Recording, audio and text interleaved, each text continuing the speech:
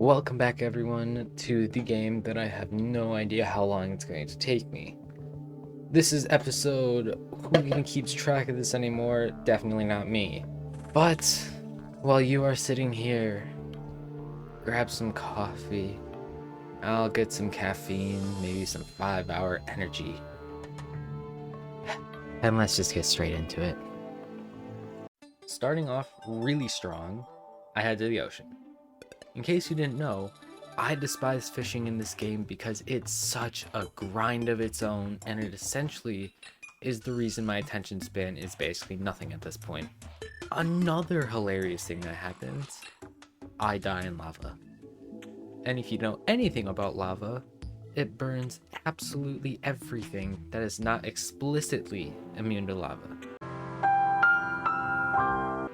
So literally everything that I had in my inventory, except for my blizzard in a bottle and my angler hat for some reason, was destroyed. In a fit of rage, I didn't close the game, but I thought before it saved and quit, I would immediately try to find the save data and restore my progress because I was that salty.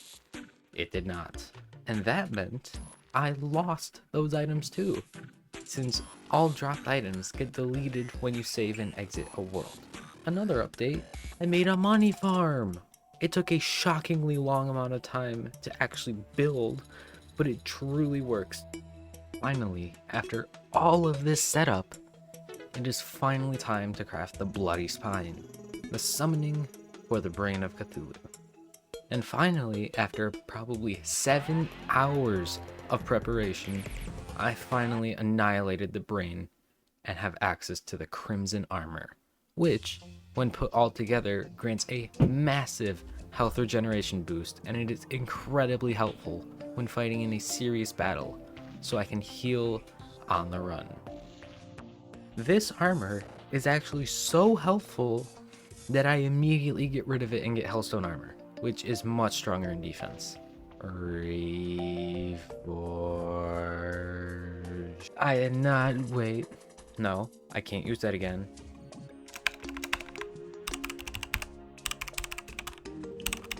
Yes, that.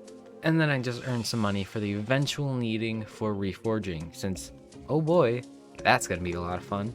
Ooh, look at the pretty flowers that are going to be shockingly helpful once you actually know how to use them. They are the only way to make some of the most important potions like Iron Skin, Life, and Danger Sense? Probably, I don't know.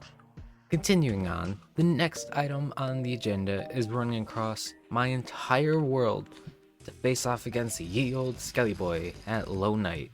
That works, doesn't it? And, according to the footage, I suffer extreme casualties. Just kidding. The only casualties was Skeletron getting boned. Don't take that out of context. The game said it first, not me. Literally, within seconds, I run down to the dungeon in order to find the fabled Muramasa, which I didn't actually find for the next like 3 or 4 runs down into the dungeon. I just got extremely unlucky. Oh, and the Cobalt Shield, which gets put into a different chest for another long time. The Old One's army, one of the simplest invasions that could happen, right? You stand in one spot and shoot left and right. It's so easy. If you believe me there, just know how gullible you are. It's not easy. Death comes free at this point. And here, we have a hive, which can be even more deadly than the Crimson, especially since the moment you break a hive block, there is an extremely high chance to spawn a bee, which can cause death shockingly quickly. Okay, just hear me out for a second. I think I might be a masochist with the amount of times I actually retried the Old One's army and always get nowhere near the end, and it always hurts because it's like 5 minutes of confidence and it always gets shot down in literal seconds as I get overwhelmed and brutally murdered, or I chicken out and hide in my bed. One of the two, I'm guessing.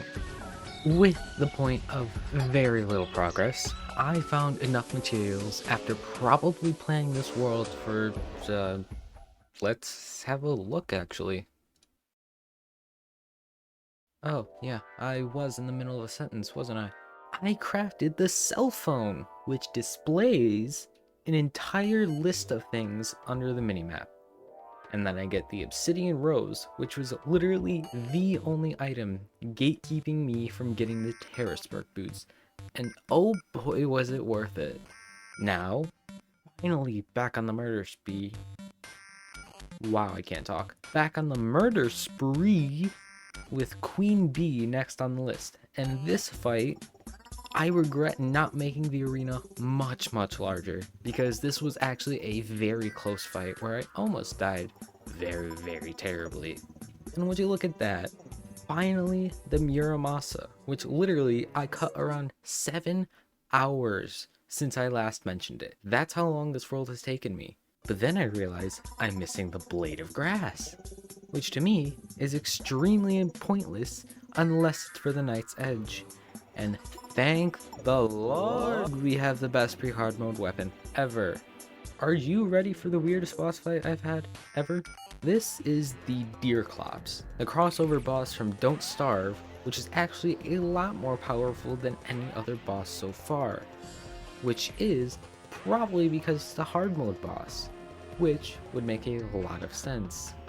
It's a regular fight from anything else. It's got some special moves. You have to stay close to it, otherwise it'll teleport. But the actual weirdest thing here, and the only reason I was able to kill him at all, was that he essentially got stuck.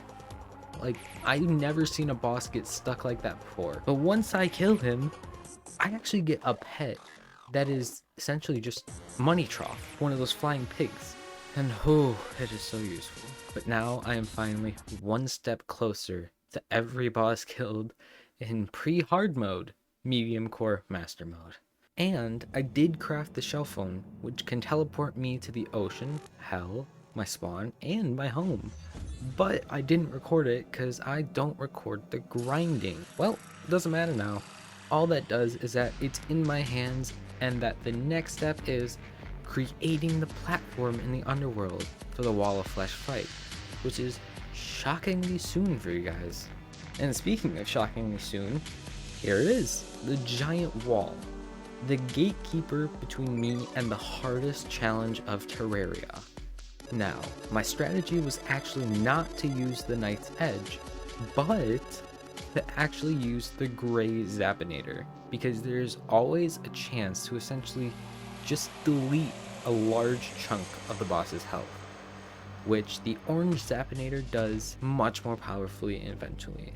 But for now, here is the probably very anticlimactic finale, the end of pre-hard mode.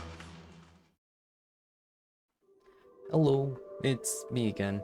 Yeah, that was very anticlimactic, but that's how it happens. So as of right now, that is all of pre-hard mode. My plan for Terraria at least is to do another video only hard mode.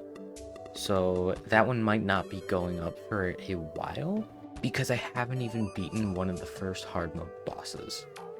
So we'll just have to wait and see. But if you guys enjoyed this, please consider liking and subscribing. I really hope you enjoyed this because I love making this. But I will see you next time. Bye!